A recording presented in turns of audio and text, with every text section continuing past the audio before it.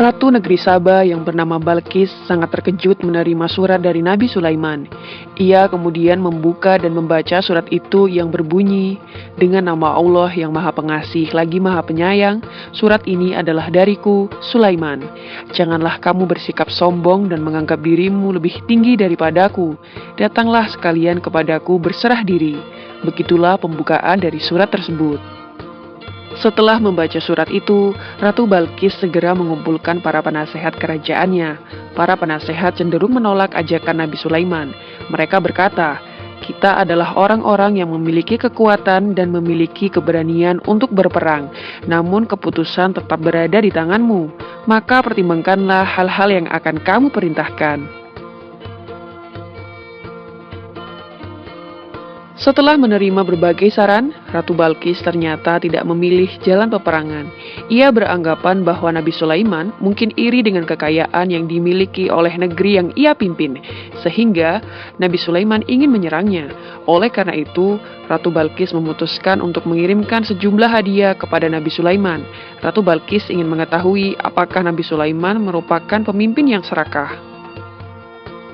Para penasehat kerajaan menyetujui keputusan Ratu Balkis. Hadiah itu berupa ratusan kepingan emas dan permata yang dibungkus dengan kain sutra. Utusan Ratu Balkis segera pergi dengan membawa hadiah tersebut untuk diberikan kepada Nabi Sulaiman. Setelah menempuh perjalanan berhari-hari, utusan Ratu Balkis sampai di istana Nabi Sulaiman.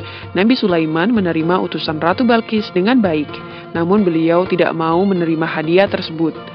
Para utusan Ratu Balkis sangat takjub dengan keindahan istana Nabi Sulaiman.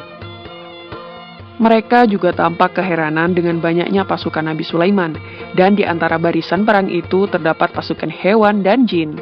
Mereka menyadari betapa kecilnya hadiah yang mereka bawa dibandingkan dengan kekayaan yang dimiliki oleh kerajaan Nabi Sulaiman. Para utusan Ratu Balkis itu kemudian pulang ke negerinya dengan membawa kembali hadiahnya.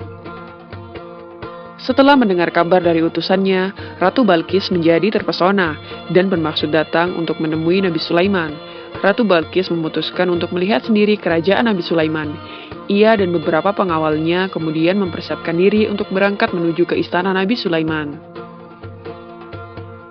Mendengar kabar bahwa Ratu Balkis sedang menuju istananya, Nabi Sulaiman segera mempersiapkan penyambutan kepada Ratu Balkis. Maka diperintahkannya para jin untuk mendatangkan singgasana Ratu Balkis secara diam-diam ketika sang ratu sedang perjalanan untuk menghadap Nabi Sulaiman. Ketika sang ratu tiba beserta para pengiringnya, Nabi Sulaiman menyambutnya dengan menunjuk ke singgasana sang ratu. Nabi Sulaiman berkata, "Seperti inikah singgasanamu?" Ratu Balkis merasa heran dan bertanya-tanya dalam hatinya, bagaimana mungkin singgasananya bisa berada di istana Nabi Sulaiman, padahal ia yakin bahwa singgasana itu berada di istananya ketika ia pergi meninggalkan negerinya.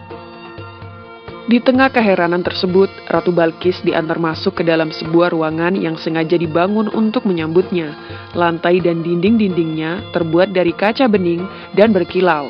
Ratu Balkis mengira bahwa ia sedang berada di atas sebuah kolam air, dan ia segera mengangkat kain bajunya agar tidak basah. Nabi Sulaiman berkata kepadanya, "Jangan takut, engkau tidak sedang berada di atas kolam air. Apa yang kau lihat itu adalah kaca-kaca bening yang menjadi lantai dan dinding ruangan itu." Ratu Balkis tersipu malu. Ia segera menyadari kelemahan dirinya terhadap kebesaran dan kekuasaan Allah yang ditunjukkan oleh Nabi Sulaiman. Balkis berkata, "Ya Allah, aku telah lama tersesat berpaling darimu, melupakan nikmat dan karuniamu, merugikan dan menzalimi diriku sendiri sehingga terjatuh dari cahaya dan rahmatmu. Ampunilah aku dan kaumku. Aku berserah diri bersama Sulaiman nabimu dengan ikhlas dan penuh keyakinan. Kasihanilah diriku ya Allah, Tuhan yang Maha Pengasih dan Maha Penyayang." Demikianlah Ratu Balkis akhirnya menikah dengan Nabi Sulaiman, dan kerajaan Sabah dengan kerajaan Sulaiman akhirnya disatukan. Mereka pun hidup bahagia sampai akhir hayatnya. Semoga kisah ini dapat bermanfaat bagi kita semua dan tidak lupa diri meskipun diberi kelebihan oleh Allah, karena apa yang kita punya saat ini hanyalah titipan semata. Amin ya rabbal alamin.